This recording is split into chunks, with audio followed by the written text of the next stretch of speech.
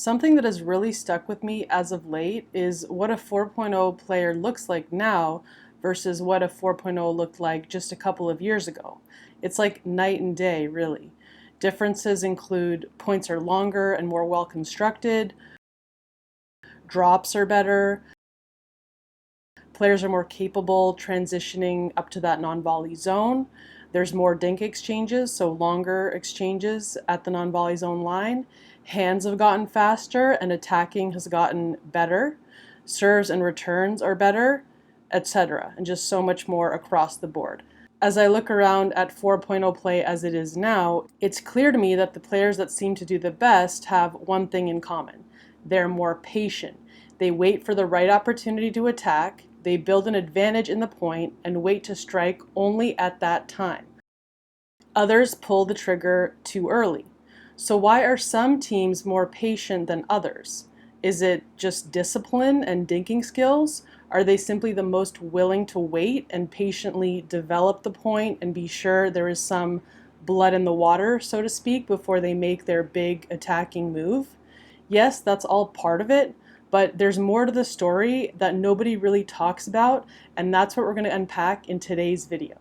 I'm Nicole Havlicek. This is Primetime Pickleball. We've helped thousands of players play better pickleball, and we can help you play your best game too. Please subscribe to this channel. It'll help you get notified of new videos, and it really helps with the YouTube algorithm to get this information out there more broadly to more people. We appreciate it. All right, let's dive into today's video. What I'm noticing that's playing a huge role in all of this is that many players are scared to get attacked first because they don't trust their defensive skills. In order to have the willingness to be patient and get into those long dink exchanges, you must also have the willingness to defend a hard shot whenever it may come, because every shot that you don't attack is an opportunity for your opponents to attack, whether it was a wise move by them or not. And that incoming ball is coming hard. Are you comfortable when a hard shot is coming your way? Are you willing to let them make as many bad speed ups as they want, comfortably resetting those into the kitchen if they happen to get the ball low on you, or trust that your hand speed and counterattacks are good enough when you get a high contact point? So you have to ask yourself some probing questions.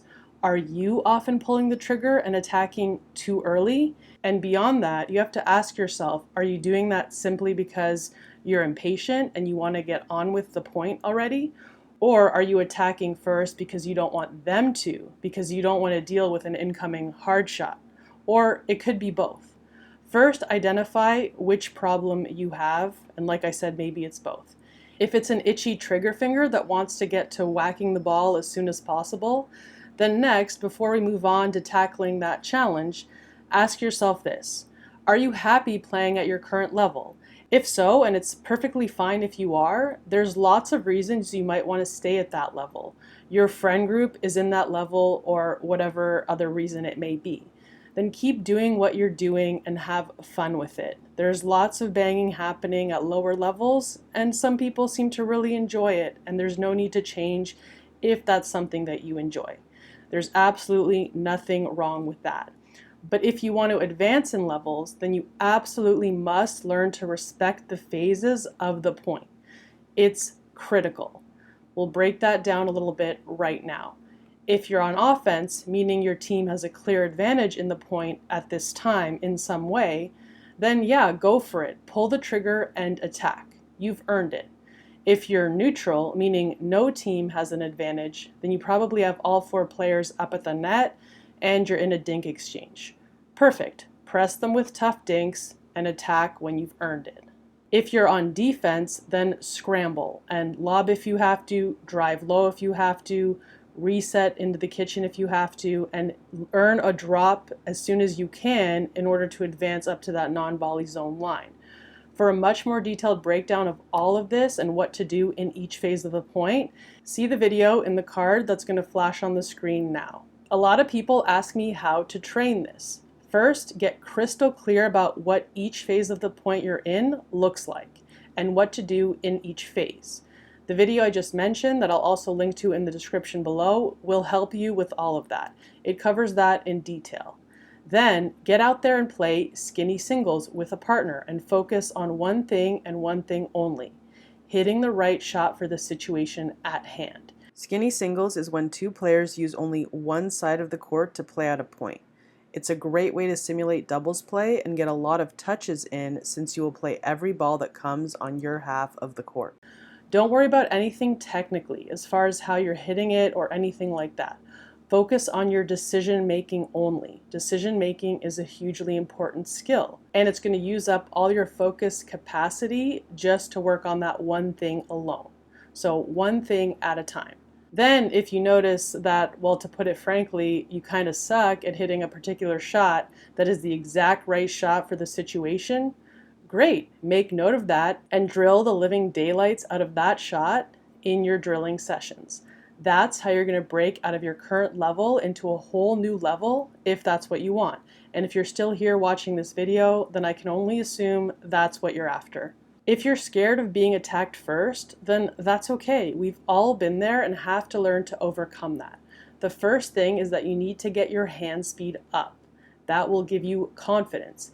Get against a wall. Start wherever your skill allows. The distance shown here works, which is about 7 feet or so. It's not really that important. Start as far as you need to and at a speed that is comfortable for you. And then you can adjust two things. Number one is getting closer, and number two is going faster. Both of these will cut down on the amount of time you have to react and therefore increase your hand speed. Make sure to do both forehands and backhands. Another thing you can do on the wall to help your hand speed with a different skill is to rifle the ball against the wall and block it back in such a way that it will land into the kitchen. Or you can take to the court, and you can see here that I rifle the ball hard and low at Taylor, and he resets it into the kitchen. Here I'm just rifling it and feeding it repeatedly, and if you're drilling with a partner, then you can alternate doing that for one another. Or you could play it out after this reset, and then the player that's resetting can go back into the transition zone, and the non-volley zone line player feeds it again, and you can do it that way by finishing out the point, starting with the feed and the reset shot. So this player will get a lot of opportunities to hit reset shots since every point will start that way. At first, you can have this player start here, which is deeper in the transition zone, and you can also do some rounds when they start closer and they have to reset it back or counterattack it back from a closer distance to start things off. Or you can also do the same thing with that resetting and blocking player starting right up at that non-volley zone line, because sometimes there's just no time to draw it back and you have to be able to block it from that distance. This will essentially force you to get really, really good at resetting and blocking. And also counterattacking, because after this feed and reset or block, it's a live ball, and you should be counterattacking when it makes sense and when there's a higher ball in order to do that back. As your comfort level with this type of drilling I'm showing right here gets higher, your level of play will get higher, because this is a tough skill, and the more you can master it and get good at it, you'll just naturally graduate up to higher level courts because of the higher level skill that you now possess. So identify if you're simply impatient. Make sure you understand the phases of a point and what to do in each phase. And if you struggle with any particular shot that is the right thing to do for that phase, then get to work on it. If you're scared of hard shots, work your hand speed and get more comfortable resetting as well. The bar for being a 4.0 and really at every level has been raised, and these are some of the key things you're going to have to tackle to break through to those higher levels of play. As helpful as we think the tips we're sharing in today's video are, there's more to achieving success on the doubles court. Want a complete A to Z step-by-step blueprint for playing winning doubles pickleball? Check out our dominating doubles system today. Go to doublesystem.com to learn all about it.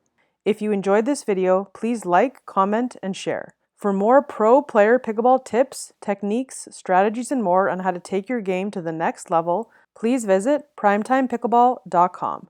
You'll find a clickable direct link in the video description below. Thanks for watching. We'll see you in the next one, and until then, happy pickling.